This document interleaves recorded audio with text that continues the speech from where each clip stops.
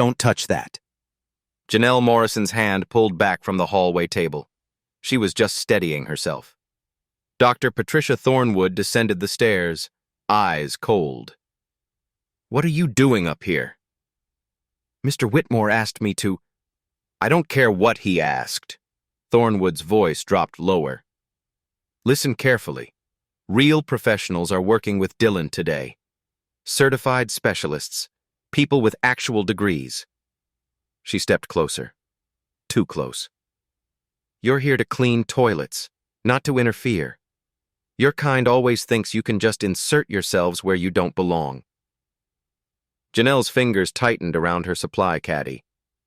Use the service stairs, stay in the kitchen, and if I see you near Dylan's wing again, you'll be looking for a new job. Understood? Janelle's jaw tightened. She turned toward the back. But 72 hours later, this woman they humiliated would reach Dylan in ways no credentialed expert could. 4 hours later, Janelle was upstairs, second-floor hallway, far from where Thornwood could see her. She pushed the cleaning cart quietly. The vacuum could wait. Mr. Whitmore had specifically asked her to tidy this wing. A door opened down the hall. 3 specialists emerged from Dylan's therapy room. Their faces said everything. Another session. Another failure. Dr. Thornwood led the group. He's simply unreachable. The neural pathways aren't forming. I've said this from the beginning. A younger therapist followed. Maybe if we've tried everything. Thornwood's heels clicked toward the stairs. Some children are beyond help. The sooner Mr. Whitmore accepts that, the better. They descended, voices fading. Janelle noticed movement near the floor. Dylan sat against the wall. 7 years old, small for his age. His hands moved in repetitive patterns. Fast, then slow. Fast, again. Most people would see a child stimming, acting out, lost in his own world. But Janelle had spent 12 years watching hands speak. She set down her spray bottle, knelt on the carpet, watched. Dylan's right hand touched his throat. Light tap. Then both hands made a flowing motion downward. Then he pointed. Sharp gesture. Frustrated. He repeated it. Throat, flow, point. Throat, flow, point. His water bottle sat 3 feet away, just out of reach. Janelle's breath caught. She'd seen this before. Elena used to do something similar before Janelle learned proper ASL, creating language from need. Slowly, carefully, Janelle copied the gesture. Throat touch, flowing hands. Then she reached for the water bottle. Dylan's hands froze mid-motion. His eyes lifted, found hers. For a long moment, neither moved. Janelle extended the bottle toward him. Dylan stared at it, at her, back at the bottle. He took it, drank deeply. Then his hand moved to his chest, palm flat. He spread his fingers outward like a flower opening. Janelle knew that gesture. She'd taught it to Elena years ago. "Thank you," she whispered. "You just said thank you." Footsteps at the end of the hall. Richard Whitmore stood there, frozen, watching. He walked forward slowly. His voice came out rough. "What did you just do?" Richard Whitmore's private study smelled like leather and old books. Warm lighting, floor-to-ceiling windows overlooking the city. Janelle sat on the edge of a chair, hands folded, still in her uniform. She didn't belong here. They both knew it. Richard paced behind his desk. He'd been silent for 30 seconds. Finally, he stopped. "Mrs. Morrison, I need you to explain what I just saw." Janelle's voice came out carefully, measured. "Mr. Whitmore, I don't want to overstep. You gave my son water." He leaned forward. The therapy team spent 90 minutes in that room. He wouldn't look at them, wouldn't respond. They left calling him unreachable. His jaw tightened. You knelt down for 10 seconds. He looked at you. He communicated. He said thank you. The silence stretched. I'm not asking as your employer, Richard said quietly. I'm asking as a father who just watched his son connect with another human being for the first time in 6 months. Please, how did you know? Janelle took a slow breath. Dylan wasn't making random movements. He was signing. Just not in any language your specialists know. They said he can't learn sign language. That his brain doesn't process. They're trying to teach him their language. Janelle's hands moved as she spoke. Nobody's trying to learn his. Richard sat down, really looked at her. How do you know about sign language? Here it was, the moment she'd have to explain. My daughter, Elena. She's 12 now. She was diagnosed deaf at 6 months old. The words came faster now. My husband died when she was 1. Life insurance barely covered the funeral. I couldn't afford interpreters, couldn't afford special programs, so I taught myself. You taught yourself? Library books first, then YouTube videos. Free ASL classes at the community center. 12 years of learning from anyone who'd teach me. She met his eyes directly now. I'm not certified, Mr. Whitmore. I don't have degrees on my wall. But I've spent every single day for 12 years communicating with someone the world calls disabled. I learned to see language in places most people miss. Richard's pen tapped against his notepad. A rhythm. Thinking. You said Dylan is using his own language? Linguists call it home sign. When deaf children don't have access to formal sign language, they create their own system. It has rules, grammar, consistency. It's real language, just personalized. She leaned forward slightly. Dylan's therapists are trying to force his brain into their box. Standard ASL, standard methods. But his brain doesn't work standard. So he invented his own way to communicate. And everyone's calling it failure. The leather chair creaked as Richard stood. He walked to the window, looked out at nothing. Can you learn it? His language? I think so, if he'll let me. And then what? Teach us? Teach him actual ASL once you've built that bridge? That's the idea. Richard turned back. Dr. Thornwood has 3 PhDs, 20 years of experience. She's published in every major journal, and she just told me my son is hopeless. He crossed his arms. You clean houses for a living, no degree, no certification, no credentials. Janelle started to stand. Mr. Whitmore, I understand. Sit, please. She lowered back down. Here's what I know about credentials, Richard said. My company's best software engineer never finished high school. My head of security learned everything from military field experience. My most profitable investment came from a 19-year-old college dropout. He walked back to his desk. Degrees tell me you showed up to class. Results tell me you can do the work. The pen tapped again. I'm not asking you to replace Dylan's therapy team. I'm asking if you'd spend time with him. Document what you see. Build this bridge you're talking about. Janelle's throat tightened. If Dr. Thornwood finds out... Let me worry about Dr. Thornwood. His voice was firm, final. You'll have full access. His therapy records, his medical files, his daily schedule. Everything. He opened a drawer, pulled out a leather journal, set it on the desk between them. My wife kept this.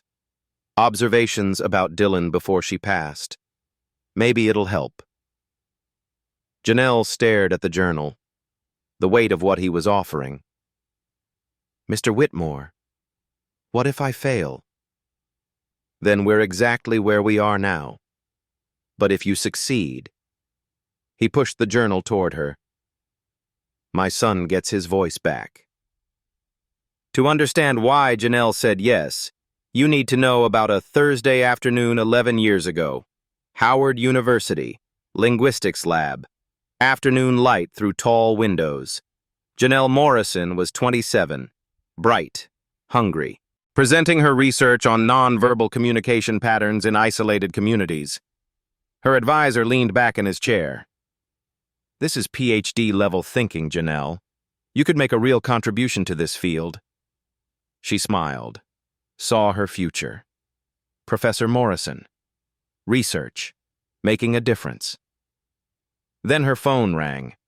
Hospital. Her husband Marcus had collapsed at work. Cerebral hemorrhage. They were doing everything they could. He died 3 hours later. The funeral was on a Tuesday. The eviction notice came 2 weeks after that. Life insurance barely covered the burial plot. Elena was 14 months old. 1 month later, Janelle packed her thesis notes into a storage unit she couldn't afford to keep. Sold her textbooks. Dropped out. The first house she cleaned belonged to a lawyer. He didn't look at her when he handed over the key. Nobody looked at her anymore. She wasn't Janelle Morrison, linguistics scholar, anymore. She was the help. The dropout. The single mother who couldn't make it work. Her intelligence didn't disappear, but everyone's ability to see it did. That was 11 years ago. Now, in her small apartment, Elena sat at the kitchen table doing homework. "Mom?" Elena's hands moved in ASL. She'd been signing since she was 2. "You're really going to work with Mr. Whitmore's son?" Janelle signed back. "I'm going to try."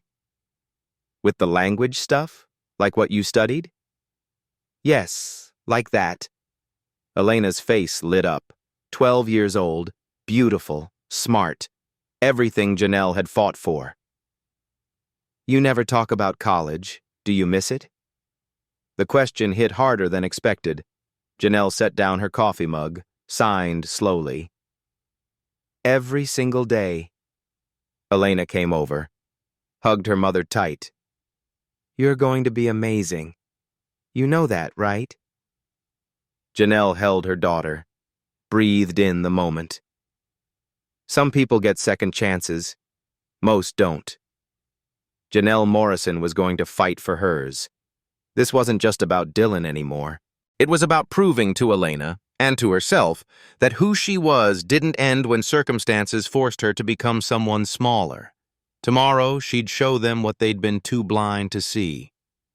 Day 1, Monday morning. Dylan's playroom. Janelle sat on the floor, notebook open, pen ready, 10 feet away from Dylan. Dr. Thornwood stood by the door, arms crossed, watching. "We'll observe your methodology," Thornwood said. The word methodology dripped with skepticism. Janelle didn't respond, just watched Dylan. He was building with blocks, red ones, blue ones, stacking them carefully. His breathing changed when the tower got tall, faster, shallow. The tower fell. Dylan's hands shot up. Both palms are rising sharply, then dropping. His face crumpled. Janelle wrote, "Tower collapse. Both hands rise fall. Distress marker. Means failure or loss." 90 minutes. She didn't speak, didn't approach, just observed. The scratch of pencil on paper. Dylan's small sounds. The clock is ticking. Thornwood's impatient sighing. Day 3. Wednesday. Janelle had documented 23 distinct gestures, each one repeated, consistent, meaningful. Dylan's snack time. Mrs. Henderson brought apple slices. Dylan looked at them. His face changed. He pushed the plate away. Hard. His hand tapped his throat. Sharp movements, head shaking, pushing motion with both palms. Mrs. Henderson frowned. "He's refusing again. This is the 3rd day." "Wait." Janelle stepped closer. "It's not a refusal. He's saying something." "What?" "The texture. He's saying the texture is wrong." Thornwood made a dismissive sound. "Behavioral observation, nothing more." "Try smooth applesauce instead of slices." Mrs. Henderson hesitated. looked at Thornwood. "Just try it," Richard said from the doorway. Nobody had noticed him arrive. Mrs. Henderson left, came back with smooth applesauce. Dylan's whole body relaxed. He ate. Mrs. Henderson stared. "How did you know?" Janelle closed her notebook. "Because he told me." Day 5. Friday morning, medical center, routine blood work. Dylan needed his quarterly tests. The nurse prepared the needle. Dylan saw it. Panic. His hands flew. Erratic. Defensive. His breathing spiked. "We'll need to restrain him," the nurse said gently. "It's protocol. He always fights." Richard's jaw tightened. There has to be another way. Janelle knelt, eye level with Dylan. Her hands moved, slow, deliberate. First, the gesture Dylan used for hurt, finger-tapping location. Quick. Then she created something new, a soft touch to his arm, her fingers spreading outward slowly. She was asking, "Will this hurt?" "A little." Then answering, "But then it ends. Small pain. Then freedom." Dylan's eyes locked on her hands, processing. He'd never had someone explain what was coming, in his language, with honesty. Slowly, so slowly, Dylan extended his arm. The nurse's eyes widened. She drew the blood quickly, professionally. Dylan winced, but he didn't pull away. He kept watching Janelle's face. When the bandage went on, Dylan made a new gesture. His hand pressed to his heart. 2 firm taps. Janelle understood immediately. "Brave," she whispered. "You're saying you were brave." She repeated his gesture back to him. Validation. Dylan's small smile was worth everything. The nurse stood there, stunned. "In 3 years, we've never done that without restraints." "What did you do?" Richard's voice came from behind them, rough with emotion. She spoke his language. Dr. Thornwood watched from the doorway. Her face was unreadable. She turned, left without a word. That silence was more dangerous than any argument, because Thornwood wasn't defeated. She was planning. The formal dining room had been converted into a conference space. Long table, leather chairs, professional and cold. Richard sat at the head. Dylan's full care team filled the sides. Dr. Patricia Thornwood, Dr. Raymond Carter, pediatric neurologist, Dr. Allison Webb, child psychologist, Karen Foster, special education coordinator, and Janelle, at the far end, separated by 12 feet of polished wood. Thornwood opened her folder. "Mr. Whitmore, we need to address your unorthodox addition to Dylan's care team. Janelle has gotten results. Anecdotal results." Thornwood's tone was surgical. "Dylan has good days and bad days. Mrs. Morrison happened to be present during good days.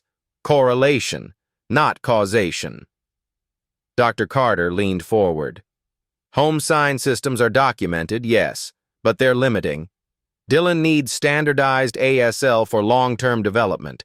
Encouraging his invented signs could actually delay real progress." Karen Foster adjusted her glasses. "There are liability concerns. If something happens to Dylan in Mrs. Morrison's care, and she has no credentials, no training, no certification—" "The legal exposure is significant," Thornwood finished. Dr. Webb's voice was softer, almost sympathetic. "I appreciate Mrs. Morrison's enthusiasm. I really do. But therapeutic relationships require professional boundaries, training in childhood trauma, understanding of attachment theory, the psychological implications of what she's attempting." She paused delicately. "Has she had any formal education in these areas?" All eyes turned to Janelle. She'd been shrinking in her chair, feeling smaller with each word, but something shifted. "May I respond?" Surprised silence. Janelle straightened. "Dr. Carter, You're right that standardized ASL is important long-term. But Dylan's home sign isn't invented nonsense. It's a linguistic creation, which actually indicates advanced cognitive processing. Her voice steadied. If we validate his system first, we build trust. Then we can introduce ASL as a second language. Research shows bilingual acquisition is easier than forcing a rejected first language. You know this. It's basic applied linguistics. Dr. Carter blinked. Dr. Webb, you're right, I haven't had formal training in childhood trauma. But I've read Dylan's entire file, every evaluation, every therapy note, including your published paper on nonverbal communication in traumatized children. She looked directly at Webb. Your own research supports exactly what I'm doing. The room shifted. Richard leaned forward slightly, something like a smile at the corner of his mouth. Thornwood's face reddened. Reading papers doesn't make you a professional. You clean houses, Mrs. Morrison. That's not an insult. It's a fact. The words hung sharp in the air. We spent years earning our credentials. Degrees, certifications, clinical hours. You can't simply walk in with your bucket and mop and... Dr. Thornwood? Richard's voice cut clean. I'm going to stop you there. The steel underneath his calm was unmistakable. I respect credentials. I've paid for the best. But I also built a Fortune 500 company by recognizing talent wherever it appears. Janelle is producing results. If you can match those results with your methods, please, do it. He stood. But until then, she stays on the team. Thornwood's hands shook slightly. Then I resign. She gathered her materials, stood. You can't have it both ways, Mr. Whitmore. Professional standards exist for a reason. When this experiment fails, and it will, don't say you weren't warned. She walked out, heels clicking, door closing with finality.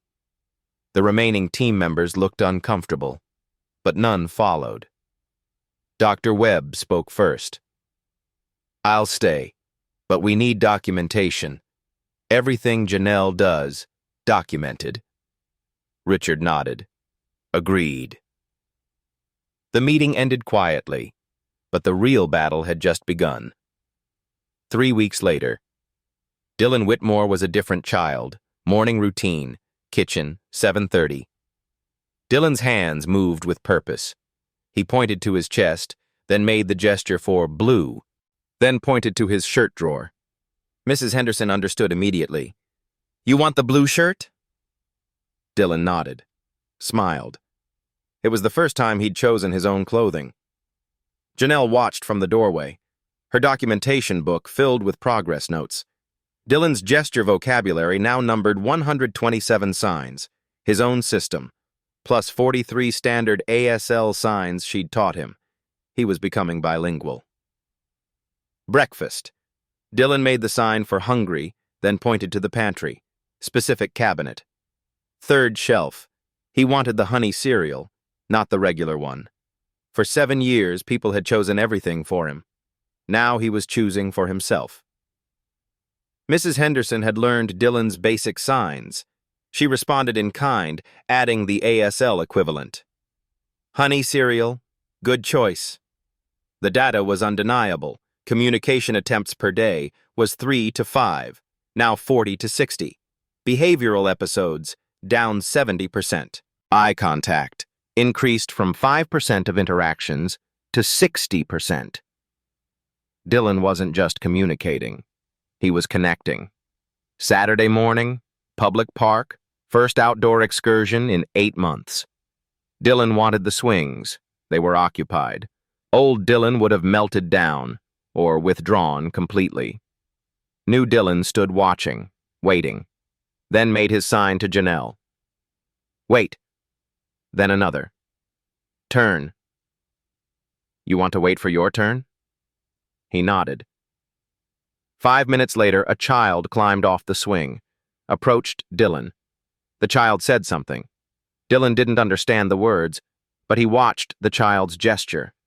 pointing at the swing, questioning face. Dylan responded with his own signs, his turn gesture, then held up 5 fingers, 5 more pushes, then you can have it.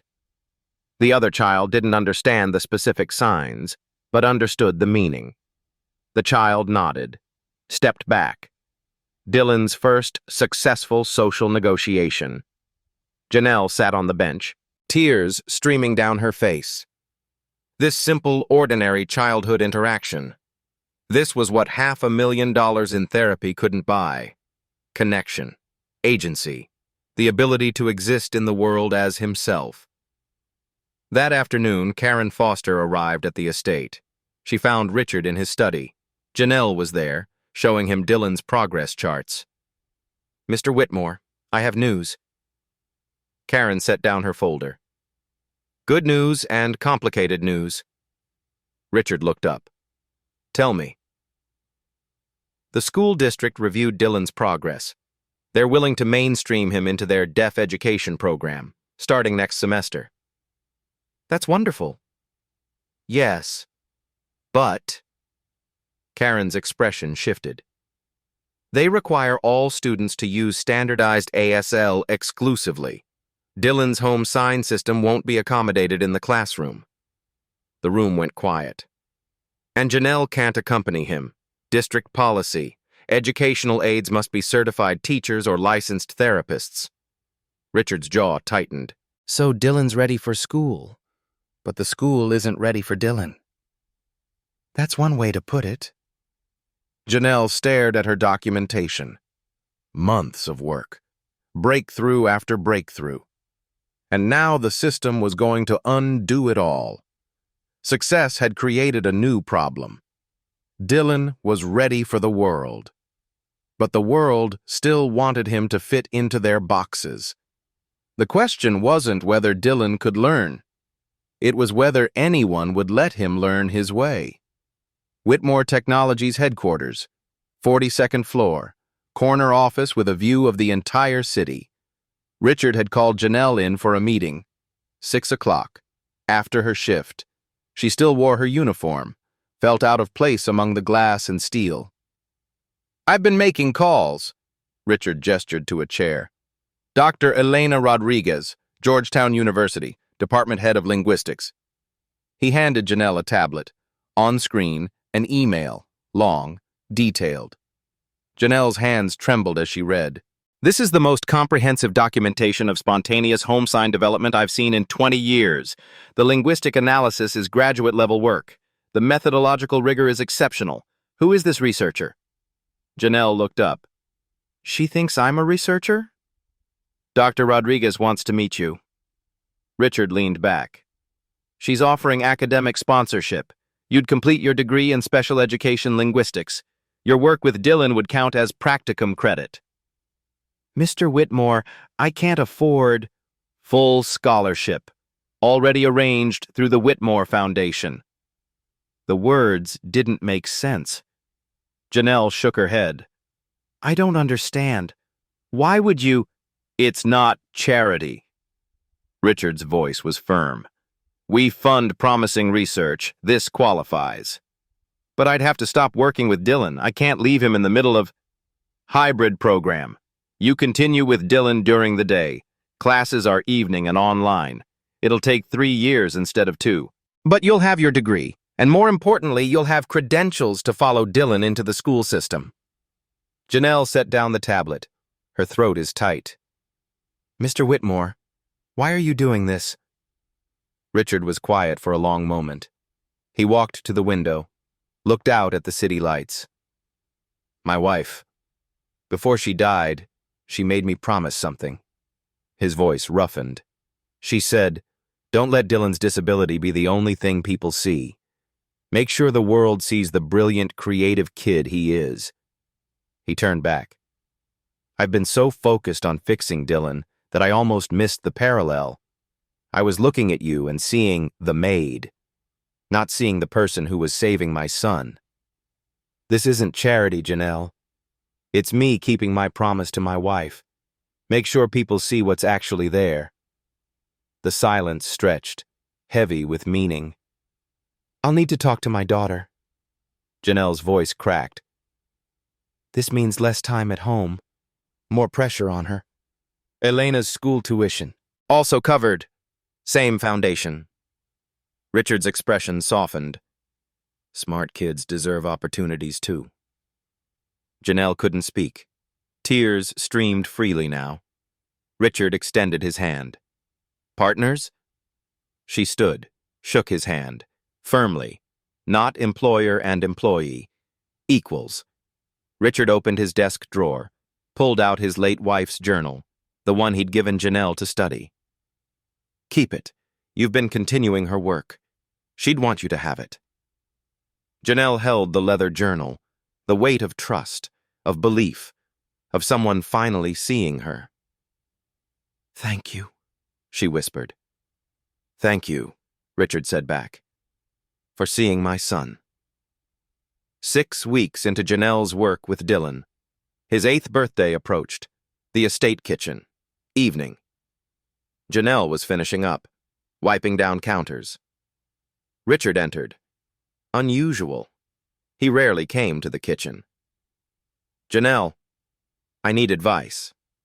He looked uncertain, vulnerable. The billionaire CEO lost. Dylan's birthday is Saturday, first one since his mother passed. I don't know what to do. Last year he couldn't tell us what he wanted. This year he can, but I'm afraid to ask. Afraid I'll get it wrong. Janelle set down her cloth. Have you asked him? How? Come on, I'll show you. Dylan's bedroom. Soft lamplight. The room was neat but impersonal, decorated by professionals who didn't know him. Dylan sat on his bed, reading a picture book.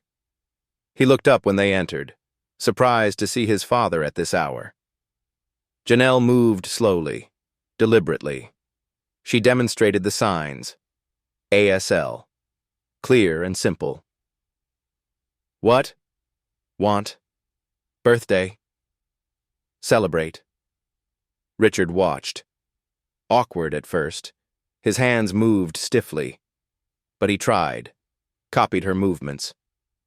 What? Want. Birthday? Dylan's eyes widened.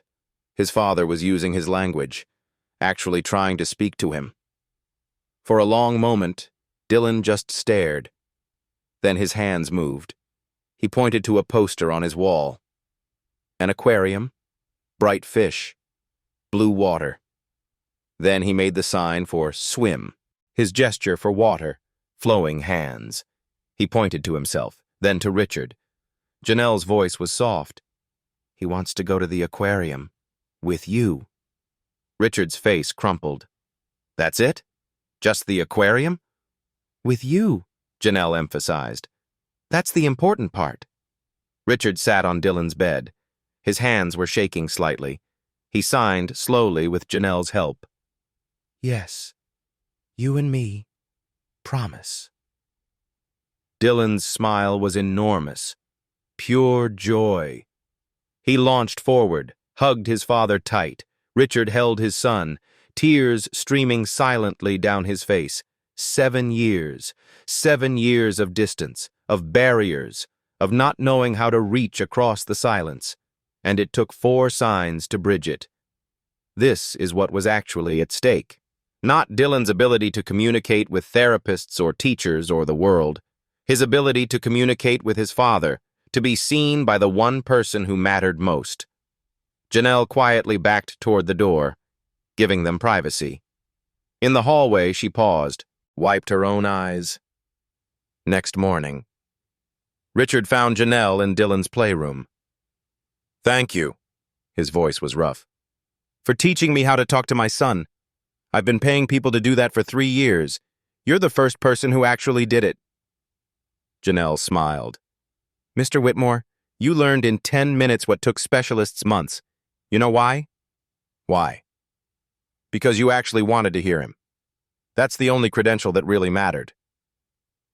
The school district required a formal evaluation. 3-person panel, 90 minutes, 1 decision. Dylan Whitmore would either attend mainstream school with support or be placed in a residential facility for children deemed too severe to integrate. Everything came down to this. The Whitmore estate living room had been converted into an evaluation space, clinical, cold, a table for the panel, a play area for Dylan, Dr. Marcus Thompson, district psychologist, 50-something, kind eyes but bound by protocol, Susan Brennan, special education supervisor, practical, fair, overworked, and Dr. Patricia Thornwood, invited back as an external consultant. Her expression said everything. She'd come to watch this fail. Richard stood by the doorway. Janelle sat near Dylan, notebook ready. Dr. Thompson opened his folder. "Let's begin. Dylan, can you look at me?" Dylan didn't respond. Didn't understand spoken instructions. "Dylan?" Thompson tried again, louder. Nothing. Thompson made a note. Non-responsive to direct address. He held up a card. Red circle. "Can you tell me what color this is?" Silence. Blue square. "How about this one?" Dylan's anxiety was rising. His breathing changed. Hands starting to fidget. "Let's try basic ASL." Thompson signed slowly. Standard signs. "What is your name?" Dylan stared blankly. The signs meant nothing to him. Thornwood leaned forward. "As you can see, the child lacks functional communication ability. The progress Mr. Whitmore described isn't evident under proper evaluation conditions." Susan Brennan tried a gentler approach. "Dylan, sweetie, can you show us how you talk?" Dylan was shutting down, pulling back. His safe response when overwhelmed. He retreated to the corner, began rocking, hands over his ears. Thompson sighed, wrote more notes. "I'm seeing severe social communication disorder, inability to respond to multiple communication modalities. My recommendation would be, stop!" Everyone turned. Janelle had stood up. "You're evaluating him in a language he doesn't speak. Let me translate." Thornwood's voice cut sharp. "Mrs. Morrison, this is a standardized evaluation. We cannot modify Let her try." Richard's voice from the doorway. Final. Janelle moved slowly. Sat on the floor at Dylan's level. Her hands moved. Dylan's language, his signs, the gesture for scared, then safe, then try. Dylan's rocking slowed. His hands came down from his ears. He looked at Janelle. She signed again, asking permission, offering safety. Dylan nodded, small, uncertain. Janelle turned to the panel. "Ask your questions. I'll interpret both ways." Dr. Thompson hesitated. Then, "Can he identify colors?" Janelle's hands moved. Dylan's system. Clear, simple. Dylan immediately pointed to colored objects around the room, made his color signs for each one. Red, blue, yellow, green. Thompson's eyebrows raised. "Can he express emotions?" Janelle interpreted. Dylan demonstrated. Hand on heart, spreading outward. Happy. Hand down his face, sad. Clenched fists forward, angry. Hands trembling, scared. Brennan leaned forward, interested now. "Can he sequence? Tell a story?" Janelle asked in Dylan's language. "Tell them about your birthday." Dylan's whole face changed, lit up. His hands moved rapidly, animated. His sign for father. Then aquarium. Gesture mimicking swimming fish. His sign for happy. And finally, a gesture that made Richard's breath catch. Dylan touched his heart, then pointed directly at his father. Janelle's voice was soft.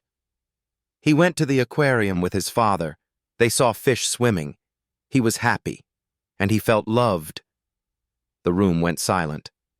Susan Brennan's eyes glistened. Thompson sat back, stunned. Even Thornwood had no immediate response. Richard spoke from the doorway. voice breaking. That's my son. That's who he is. He's not broken. He just needed someone to listen. Thornwood recovered first. This is pedagogically irresponsible.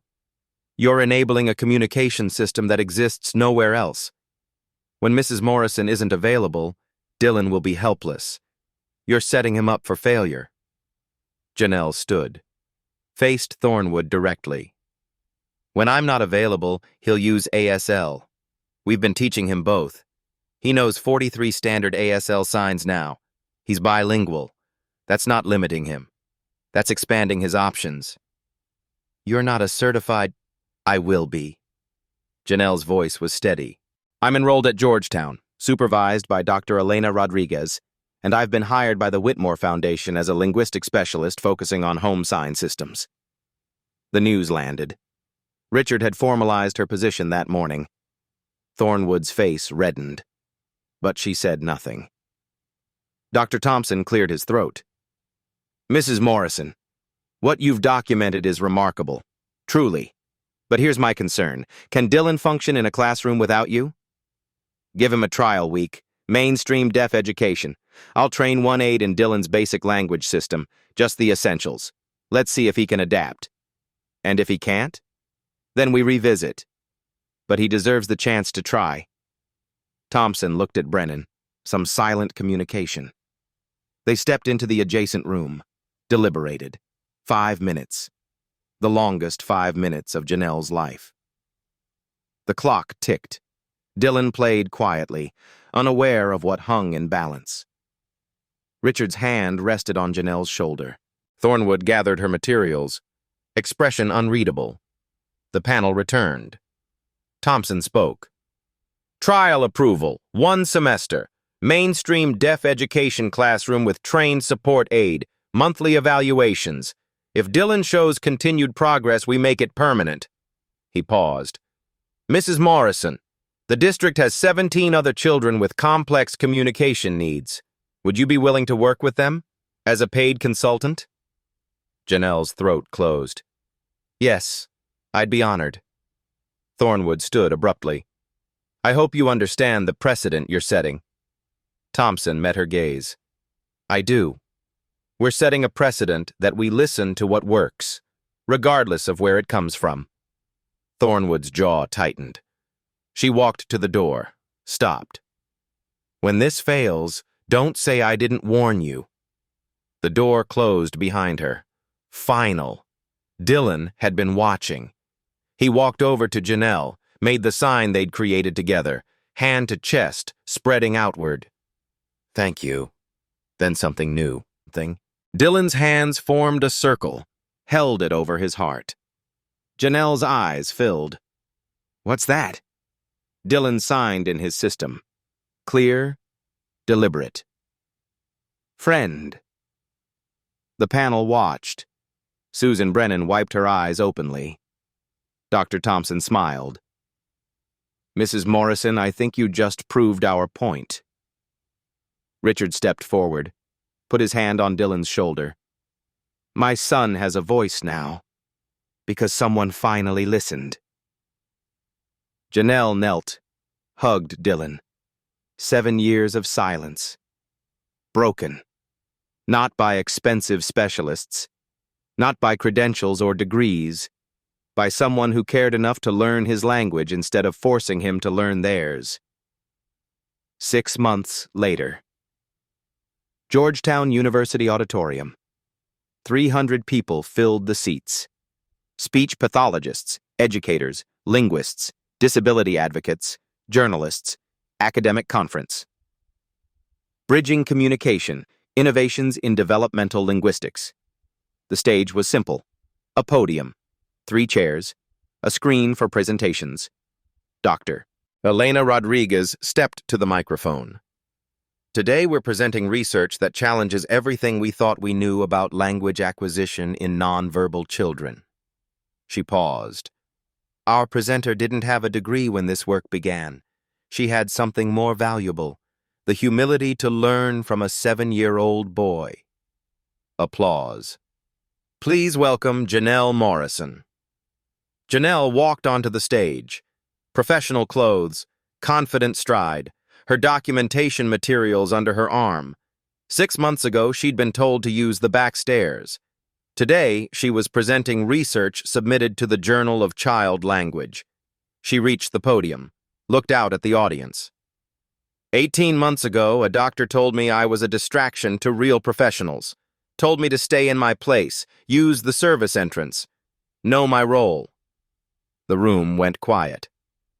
Today I'm here because I forgot to stay in my place. Scattered laughter. Knowing. I want to start with a question. How many of you have ever been underestimated? Hands rose throughout the auditorium. Dozens. Then more. Keep your hands up if someone told you that you didn't belong somewhere because of your background, your degree, the way you look. More than half the room. Now put your hands down if you let that stop you. Most hands lowered, a few remained up. Nervous laughter. This is a story about not letting that stop you. More importantly, it's about what we miss when we decide someone doesn't have value before we bother to listen. The presentation began. Slides appeared on screen. Dylan's gesture dictionary. 200 documented signs. Video footage, split screen. Dylan at 7, non-communicative. Dylan at 8, bilingual. When we validated Dylan's spontaneous language system before introducing standardized ASL, his acquisition rate tripled. Why? Janelle clicked to the next slide. Because we signaled, your way of understanding the world is valid.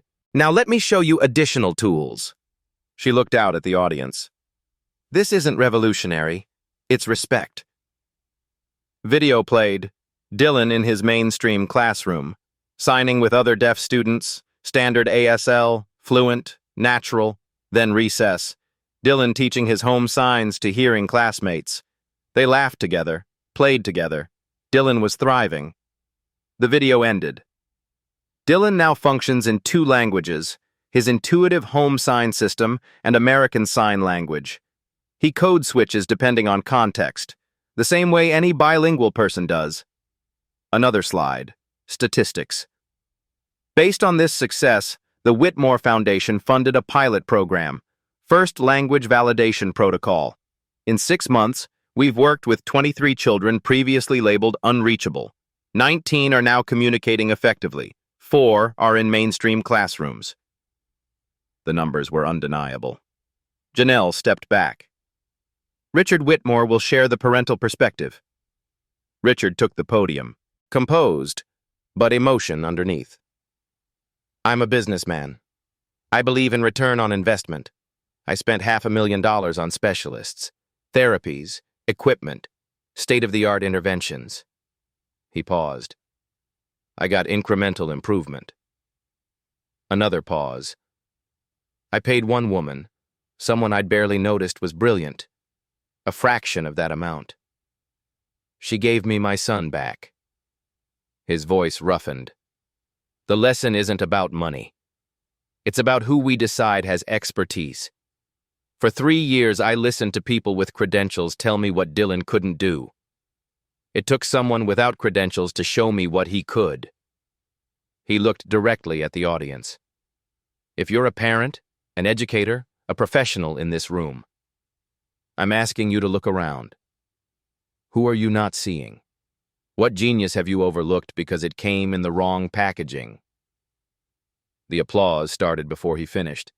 Standing ovation. Richard stepped back, gestured.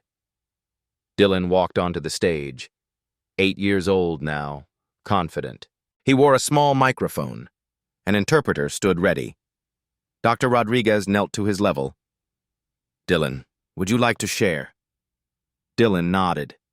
His hands moved. Both systems simultaneously.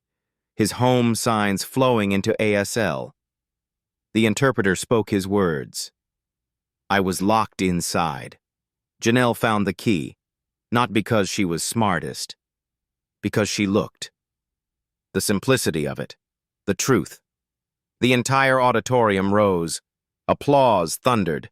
Janelle stood there, tears streaming. This was real. This was happening. The conference ended. The media swarmed. Local news. Housekeeper turned linguist revolutionizes deaf education. Washington Post feature. When credentials don't equal competence. NPR interview. Janelle discusses broader implications for marginalized communities. Richard's LinkedIn post went viral. Photo of Janelle and Dylan. Caption. This is what hiring for talent, not pedigree, looks like. 2 million views in 48 hours, 1 week later. Georgetown Linguistics Department. Dr. Rodriguez's office. Janelle, sit down. Rodriguez slid a folder across the desk. You've been accepted into our PhD program, full scholarship. Georgetown wants to establish the Morrison Center for Home Sign Research. You'd be the founding director after graduation. Janelle stared. A center with my name? Your work is changing the field. We want to make sure it continues, grows, reaches every child who needs it. That evening, Janelle's apartment. Elena sat at the kitchen table, homework spread out. 13 now, growing up fast. Janelle collapsed on the couch. Elena signed. How was PhD orientation? Terrifying, exciting. I don't know what I'm doing. Elena brought her mother tea. Role reversal. The daughter caring for the mother. Mom, you've known what you're doing since I was a baby. You finally get to do it. She sat beside Janelle. I'm proud of you. You know that? Janelle pulled Elena close. Baby, I'm proud of us. You held everything together while I figured this out. This is your win, too. 2 months later. Dylan's 9th birthday party. Not fancy, normal. Backyard. Bounce house. Kids everywhere. Deaf classmates. Hearing classmates. All of them communicating, signing, laughing. Dylan ran past. Pure joy. Completely integrated. Janelle arrived. Miss Morrison, educational consultant. Now. But still close to the family. Dylan saw her. Ran over. His hands moved. Clear. Emotional. Thank you for my voice. Janelle signed back. You always had a voice. I just helped other people hear it. Richard approached, holding an envelope. Open it. Inside, a certificate. Official. Embossed. The Sarah Whitmore Morrison Center for Communication Innovation. Dedication of the new linguistics building wing, named for his late wife, and for Janelle. Together. My wife started this by seeing Dylan, Richard said quietly. You finished it by seeing yourself. This honors both of you. Janelle couldn't speak, just held the certificate, full circle. Later that day, Janelle stood in the Whitmore estate foyer, the same marble floor, the same grand staircase, but she wasn't holding cleaning supplies anymore. She stood in the center of the room, not off to the side, not using the back stairs, equal, visible, valued. The woman who'd been told to stay invisible had become impossible to ignore. Janelle Morrison's story isn't just about one woman and one child. It's about a question we should all be asking. How many geniuses are we ignoring because they're wearing the wrong uniform? 2 years later. The Morrison Protocol spread across 47 school districts. Training materials, video modules, step-by-step guides for validating home sign before introducing standardized language. Success rate, 73% of previously unreachable children now communicating. The Whitmore Foundation. Second Chance Scholarship Program grew. 100 adult learners returning to finish interrupted degrees. Single parents. People from service industries. Requirement? Demonstrated talent, regardless of credentials. 623 people enrolled. Studying. Building the future they'd been forced to defer. Policy changed, too. 8 states passed legislation. Educational aides no longer required 4-year degrees if they demonstrated specialized competency. The Morrison exception. 1,200 people employed in special education who previously couldn't access the field. Dylan turned 10, fully mainstreamed, thriving. He taught sign language to hearing students now, both ASL and his home sign system. The teacher asked him to lead a weekly session. His dream? To become a teacher himself. Janelle's career transformed. PhD in progress. Defense scheduled for next spring. 3 published papers, co-authored with Dr. Rodriguez. Her TED Talk hit 4 million views. The language nobody learned. She consulted for school districts nationwide, still worked with Dylan weekly, not as an employee, as a friend. But here's what the highlight reel doesn't show: the cost. Janelle worked 2 jobs while doing graduate school. Elena learned to cook dinner at 13. There were nights Janelle fell asleep at her desk. Mornings, she questioned if she could keep going. Miracles don't happen without sacrifice, but she'd tell you, worth it. Every single exhausting day, worth it. 5 years after that first conference, another academic gathering. Dr. Patricia Thornwood approached Janelle at the coffee break. "Mrs. Morrison, may I speak with you?" Janelle turned, surprised. Thornwood's expression was different, softer. "I owe you an apology.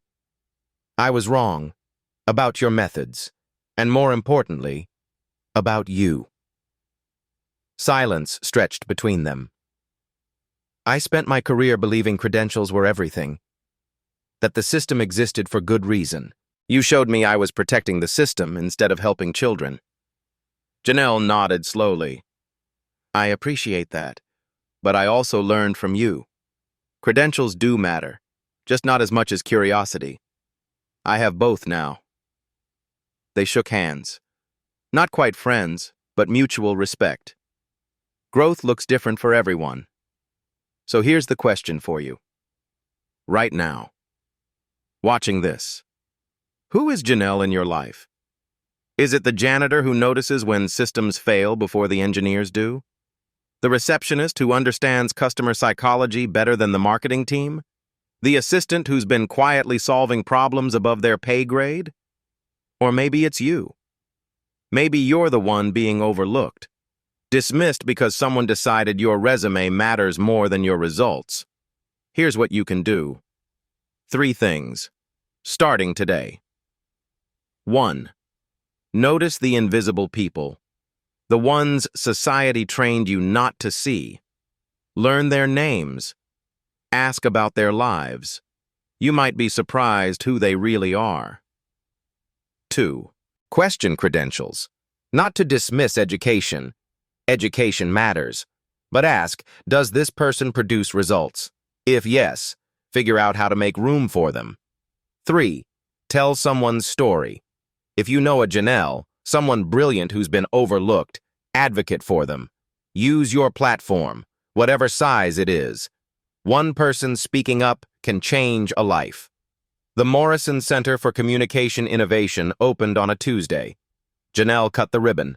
Dylan beside her, signing to the crowd. Elena filming on her phone, proud. Richard applauding. The camera panned across the diverse gathering, former students, second-chance scholars, families of children helped by the Morrison Protocol, educators implementing new approaches, people who'd been told they didn't matter, proving everyone wrong. Janelle spoke at the opening. "My mother used to say, smart is something you are, educated is something you become. Today, I'm both, but I was always smart." She paused. Let the words land. The world just needed to catch up. Another pause. Don't wait for the world to catch up to you, and don't make anyone else wait either. The applause was deafening, but the real impact? The quiet moments after, people approaching strangers, starting conversations, seeing each other differently, one interaction at a time, building a world where talent matters more than pedigree, where intelligence is recognized regardless of packaging, where no one has to use the back stairs. Share this if you've ever been underestimated. Comment, who is your Janelle? Subscribe to Blacktail's Stories for more stories that challenge what you think you know, because someone's brilliance is counting on you to see it. Notice. Question. Advocate. The world changes when we decide everyone deserves to be heard.